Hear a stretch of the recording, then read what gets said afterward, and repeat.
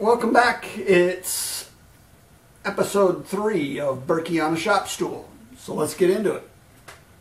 This week in the shop, the productivity was really hampered by the fact that I've had to have oil-based paint drying on those radiator covers all week. So a lot of times I was able to get a coat on in the morning and then let it cure overnight, or even one time 2 nights. I just can't get the shop up real warm in the wintertime. So, I just have to do with what I've got. So that's been a little frustrating this week. But a lot of cool stuff has happened. So this week I released my second Shaper Origin video, which was pretty well received. I did that one in real time, which is, pretty slow, but I figured if anybody wanted to redline it, they could do that. But some people were asking me to do it in real time so they could see how fast it cut. And so that was pretty fun. But one of the things I did in that video was use a hot glue gun. And I got to tell you, I'm a big believer in allowing yourself the room to evolve. A few years ago, before I had ever seen a Jimmy DiResta video, I watched him use a hot glue gun in the shop for the first time. And I just remember thinking, are you mental? What? Nobody uses a freaking craft glue gun in their shop. After watching the video, I immediately saw the merits of it and kicked myself for not doing that 20 years ago. But I immediately went out and got one and have integrated that into my workflow here in the shop. So this summer I had an opportunity to upgrade to more of an industrial version. I chose the Surebonder that I got off Amazon. Heats up really fast. The temperatures are controllable, and it is just way more of a tool quality piece of equipment. I find myself using it more and more, and I think it'll just keep increasing. Check this out. I'll leave a link below. It's a pretty cool tool. Speaking of Amazon, kind of randomly I got selected for their influencer program. And so they gave me this beautiful URL that I'll be populating a store there that will have everything that I'm using in the shop in there. So it's kind of a cool deal, and if you choose, you can shop through that and help me support what I'm doing here in the shop. So check it out.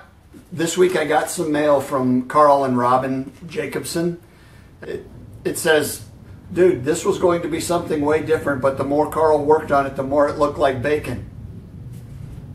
Who else would we send it to? Much love, Carl and Robin.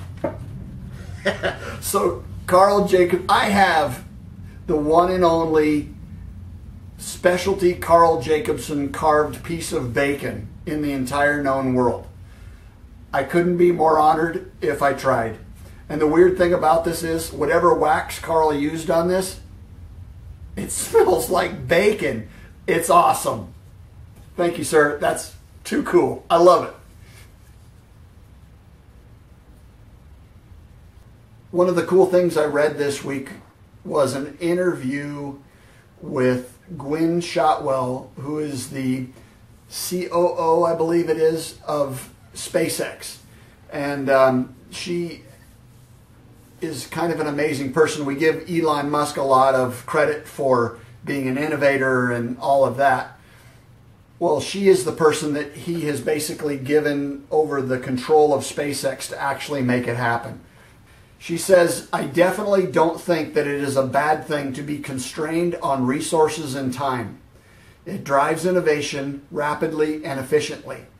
I don't think all the money in the world comes up with the best engineering solutions.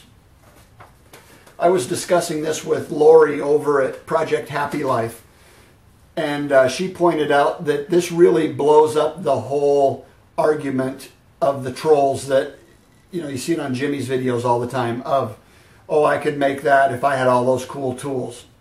No, I don't think you could.